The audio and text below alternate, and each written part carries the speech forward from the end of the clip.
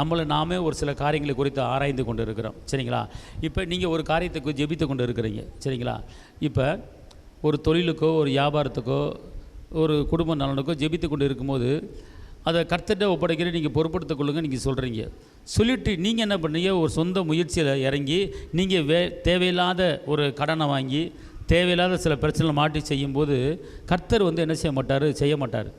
இப்போ நீங்கள் ஒரு காரியத்தை ஏசப்பட்டு கேட்டிங்கன்னா, ஆண்டவரே இந்த காரியத்தை எனக்கு 40 நாளுக்குள்ளே செஞ்சு கொடுங்க, உங்களை நம்பி இருக்கேன் அப்படின்னா கம்முன்னு இருந்துடணும், அவர் பார்த்துக்குவார்.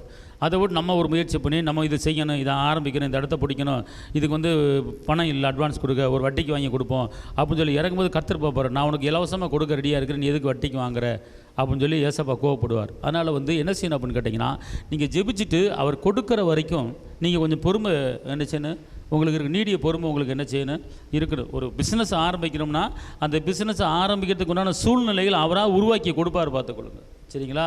அப்படியே உங்களை தேடி வரும், பார்த்துக்கொள்ளுங்க.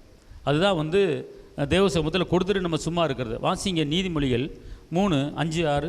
உன் சுய புத்தியின் மேல் சாயாமல் உன் முழு இருதயத்தோடும் கர்த்தரில் நம்பிக்கையா இருந்து உன் வழிகளில் எல்லாம் அவரை நினைத்துக்கொள், அப்பொழுது அவர் உன் பாதைகளை செவ்வைப்படுத்துவார். கவனிங்க, உன் சுய புத்தி மேல் என்ன செய்யக்கூடாதா, சாயக்கூடாது. உன் வழியில் எல்லாம் என்ன செய்யணுமா, அவர் நினைக்கிறோம். நீங்கள் எப்படின்னு கேட்டால், ஒரு காரியத்தை கேட்டிங்கன்னா அவர் செய்ய போகிறாரு, செஞ்சிருவார், செய்ய போகிறாரு, செஞ்சிருவார், நடத்துவார், நடக்க போகுது, அவர் செய்ய போகிறாரு அப்படின்னு சொல்லி அவரை குறித்து நீங்கள் மைண்டில் என்ன செய்யணும், நினைக்கணும். புரியுதுங்களா? இப்போ கர்த்தர்கிட்ட நீங்கள் கேட்குறீங்க, ஐயா நான் ஒரு வீடு கட்டணும், ஒரு சொந்த வீடு கட்டணும், எனக்கு அதுக்குண்டான வழிகளை நீங்கள் உருவாக்கித்தாங்க, கடன் இல்லாமல் ஆண்டவர் செய்யணும் அப்படின்னு வழியை உருவாக்கித்தாங்கன்னு சொல்லி ஏசப்பட்டு கேட்குறீங்க. கேட்டுட்டு நீங்கள் வெயிட் பண்ணாமல் அந்த வீடு கட்டுறதுக்கு டக்குன்னு ஒரு லோனை ஏற்பாடு பண்ணுறீங்க, டக்குன்னு ஒரு ஆள்கிட்ட கடன் வாங்குறீங்க. அப்போ ஏசப்பா என்ன செய்வார்னா, நான் உனக்கு கடன் வாங்காமல் நான் உனக்கு வீடு கட்டுறதுக்கு ஒரு ஏற்பாடு பண்ணிக்கிட்டு இருக்கேன், அதுக்குண்டான சூழ்நிலையை உருவாக்கி கொடுத்துக்கிட்டு இருக்கேன், நீ அதுக்குள்ளே எதுக்கு நீ அவசரப்பட்டுட்ட அப்படின்னு கேட்பார். புரியுதுங்களா? அப்போ அதே போல் அது உன் சுய புத்தி. அப்போ அது செய்கிறது கர்த்தருடைய இது கிடையாது, உங்கள் சுய புத்தி. அதான் சொல்லப்பட்டிருக்கு, உன் சுய புத்தியை மேல் சாயாமல் அப்புறம் என்ன போட்டிருக்கு, உன் முழு இருதயத்தோடும் கர்த்தரில் நம்பிக்கையா இருந்து. அப்போ என்ன செய்யணும் கேட்டாரு, இருதயம் முழு இருதயமா அவர் மேலே மாத்திரம் நம்பிக்கை வைக்கணும். முழு இருதயம், இந்த முழு இருதயத்தோட அவரும் நம்பிக்கை வைக்கணும். அவர் செய்வார், கண்டிப்பாக நடக்கும், கண்டிப்பாக நடக்கும், அவர் நம்பியிருக்கிறேன், என்னை கைவிட மாட்டார் அப்படிங்கிற 100% நம்பிக்கை அவர் மேலே வச்சிருன்னு பார்த்துக்கொள்ளுங்க. அவர் தருவாரா தரமாட்டதில்லை, இல்லை நம்ம இறங்கி பார்ப்போம், இங்கே பேசி பார்ப்போம் அப்படிங்கிற காரியத்தில் நம்ம என்ன செய்யக்கூடாது, இருக்கக்கூடாது. ஓகே? முழு இதயத்தோடு அவர் என்ன செய்யணும், கர்த்தரில் நம்பிக்கையா இருந்து உன் வழிகளில் எல்லாம் அவரை நினைத்துக்கொள். அடுத்த காரியம் நீ செய்ய வேண்டிய காரியம், உங்க வழியில் எல்லாம் நீங்க போற இடத்துல, வர்ற இடத்துல, உட்கார இடத்துல, நிக்கிற இடத்துல, பேசுற இடத்துல எப்போதுமே உங்கள் நினைவு அவரை நினைக்கணும், அவரை செய்ய போறவரை நினைக்கணும்.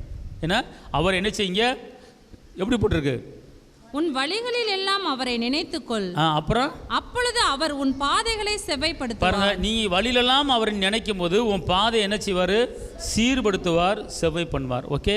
அப்போனா உங்கள் பிள்ளைகளை குறித்து, உங்கள் எதிர்காலத்தை குறித்து, குடும்பத்தை குறித்து, வேலையை குறித்து எல்லாத்தையும் என்ன செய்யணும், அவர் கரத்தில் ஒப்படைச்சிட்டு ஜெபத்தை வச்சுட்டு அவரை நீங்கள் என்ன செய்யணும், நினைங்க, இந்த காரியம் செய்ய போகிறீங்க, இந்த காரியம் நடக்க போகுது அப்படின்னு நினச்சிக்கிட்டு இருக்கும்போது அவர் என்ன செய்வார்னா பாதையை என்ன செஞ்சிருவார், செவ்வை பண்ணுவார். புரியுதுங்களா?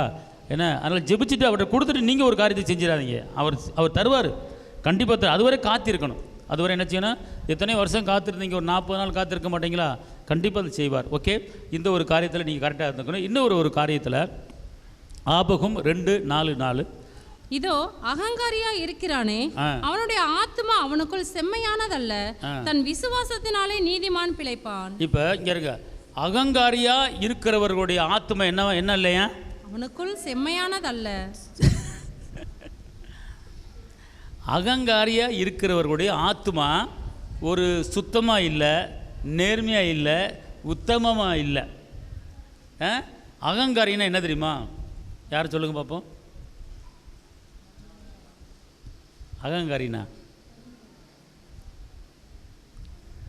அகங்காரினா திமிரா பேசுறது, திமிர்த்தனமாக பேசுறது. இவ்வளோதான் கொடுப்பேன், அதுக்குள்ள முடியாது, சும்மா போட்டு தொந்தரவு பண்ணிக்கிட்டு இருக்கக்கூடாது, திமிரு. 10 மணிக்கு தான் வருவேன், நீ என்ன கேட்குறது, அவ்வளோதான், என்னால் 10 மணிக்கு தான் வர முடியும், என்ன செய்ய முடியும் உன்னால் அப்படிங்கிறது திமிரு. அப்போ இப்படிப்பட்ட திமிரா பேசுகிறவர்கள், இப்படிப்பட்ட அகங்காரமாக பேசுகிறவர்கள் ஆத்மா எப்படி இருக்காதான்? ஒரு நிலையாக இருக்காதான், செம்மையாக என்ன செய்யாது, இருக்காது. இப்படிப்பட்ட ஒரு ஆத்மா வச்சுட்டு நம்ம என்ன செய்யக்கூடாது? அப்பாட்ட என்ன செய்யக்கூடாது?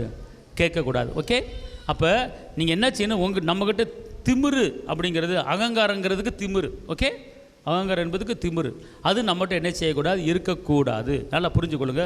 சப்போஸ் அது நம்ம வாழ்க்கையில் வந்துடக்கூடாது. நெகேமியா 9:16, எங்கள் பிதாக்களாகிய அவர்களோ அகங்காரமாய் நடந்து தங்கள் கழுத்தை கடினப்படுத்தி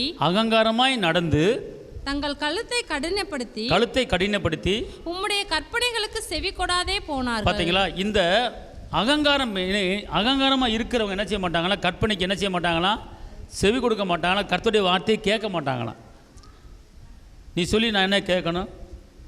எனக்கு தெரியும், எல்லாம் உன் வேலையை பார் அப்படின்னு சொல்கிறவங்க அவங்க தேவனுடைய வார்த்தையை என்ன செய்ய மாட்டாங்களாம்? கேட்க மாட்டாங்களாம்.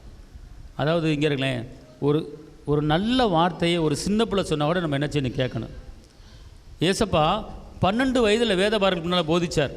ஆனால் அவ்வளோ பெரிய வேத பண்டிதர்கள் இயேசுவினுடைய போதனையை கேட்டாங்க. பார்த்துக்கொள்ளுங்க. அதனால் நல் போதனைகளை என்ன செய்ய நம்ம கேட்டுக்கொள்ளணும். பார்த்துக்கொள்ளுங்க. அதனால் நம்முடைய வாழ்க்கையில் அகங்காரம் என்பது என்ன செய்யக்கூடாது? இருக்கக்கூடாது. திமிரான காரியங்கள், பிடிவாதம். அகங்காரம் என்னது? திமிரு, பிடிவாதம், முரண்பாடு, முரட்டாட்டம், அப்படியே முரட்டாட்டம் பிடிச்சி நிற்கிறது, முரட்டாட்டமாக பேசுகிறது, திமிராக பேசுகிறது, என்ன நான் சொல்கிறது தான் கரெக்டு, நீ என்ன சொல்கிறது அப்படிங்கிறது, இதெல்லாம் அகங்காரத்துக்குள்ளே என்ன செஞ்சு அடங்கி போச்சு. பார்த்துக்கொள்ளுங்க. அப்போ அந்த அகங்காரம் என்பது திமிரு. பார்த்துக்கலாம். இப்படிப்பட்ட காரியங்கள் நம்முடைய குடும்பங்களிலே யாருக்கு என்ன செய்யக்கூடாது? இருக்கக்கூடாது. அப்படி இருந்துச்சுன்னா அவங்களுடைய வாழ்க்கை செம்மையாக என்ன செய்யாது? இருக்காது.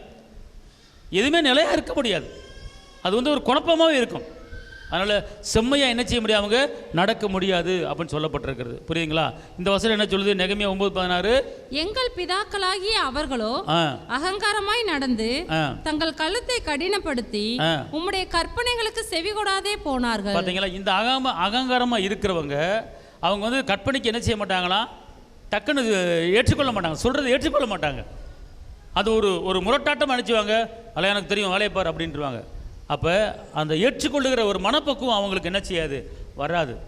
அப்படிங்கும்போது நம்மளுடைய ஜெபங்கள் தடைப்பட்டு விடும். பார்த்துக்கொள்ளுங்க. அதனால் நம்முடைய வாழ்க்கையில் இந்த மாதிரி முரட்டாட்டங்கள், இந்த அகங்காரங்கள், இந்த திமிருத்தனமான பேச்சுகள் எதுவுமே நம்மக்கிட்ட இருக்கக்கூடாது. உங்கள்கிட்ட இருக்குன்னு நான் சொல்ல வரல, உங்கள்கிட்ட இருக்குன்னு நான் சொல்ல வரல. ஒருவேளை உங்கள் வீட்டில் இருக்கிற ஆளுக்கு யாருக்காச்சும் இருக்கலாம். ஏன்னா அதனால் கவுன்சிலிங் பண்ணுங்கள். இந்த வசனத்தை பாரியா, இந்த வசனத்தை படி. அப்படி அகங்காரமாக பேசுகிறவங்கள்ட்ட, முரட்டாட்டம் பேசுகிறவங்கள இந்த வசனத்தை படின்னு சொல்லி படிக்க சொல்லுங்கள். படிக்க சொல்லிட்டு, நீ இப்படி அகங்காரமாக நடந்தேன்னா உன்ட்ட செம்மை கிடையாது, உன்ட்ட செம்மையான காரியம் கிடையாது. கவுன்சிலிங் பண்ணணும். இப்போ பிடிச்சக்காரன் இப்படி அகங்காரமாக நடந்தானா பொண்டாட்டி எடுத்து வசனத்தை எடுத்து காட்டணும். படி இதை படி, என்ன போட்டிருக்கு படி. நீ அகங்காரமாக நடந்தேன்னா, அகங்காரமாக பேசுனேன், முரட்டாட்டம் பேசுனேன்னா உங்கள்கிட்ட செம்மையான இருதயம் கிடையாது, குழப்பமான இருதயம் இருக்குது. நீ எப்படி ஜெபிக்க முடியும்? நீ எப்படி துதிக்க முடியும்? உன் இதயத்தை சரி பண்ணு அப்படின்னு சொல்லி நீங்கள் கவுன்சிலிங் பண்ணணும் உங்கள் வீட்டில் இருக்கிற ஆள்கிட்ட. புரியுதுங்களா? அதனால் நம்மக்கிட்ட அகங்காரம் இருக்கக்கூடாது. அதனால் இந்த நாளிலே இப்படிப்பட்ட காரியம் என்னிடத்தில் இருக்குமானால் ஒரு விஷயம் என்னை மன்னித்து என் ஜெபத்துக்கு பதில் தாருங்கள் என்று சொல்லி ஜெபிப்போம். எல்லாம் கணக்கில் முடியும். ஒருவேளை தவறு செஞ்சுருக்கலாம், ஒருவேளை நம்ம அகங்காரமாக நடந்திருக்கலாம், ஒருவேளை முரட்டாட்டமாக பேசியிருக்கலாம், ஒருவேளை திமிராக பேசியிருக்கலாம், ஏன்னா கணவனை பேசியிருக்கலாம், மனைவியை பேசியிருக்கலாம். அதுக்கு நீங்கள் ஏசப்பட்ட மன்னிப்பு கேளுங்க. ஏன்னா மன்னிப்பு கேட்கலன்னா இருதயம் செம்மையாக இருக்காது, சீராக இருக்காது, குழப்பம் வந்துடும். அதனால் மன்னிப்பு கேட்டுட்டு உங்களுடைய ஜெப குறிப்பை சொல்லுங்கள்.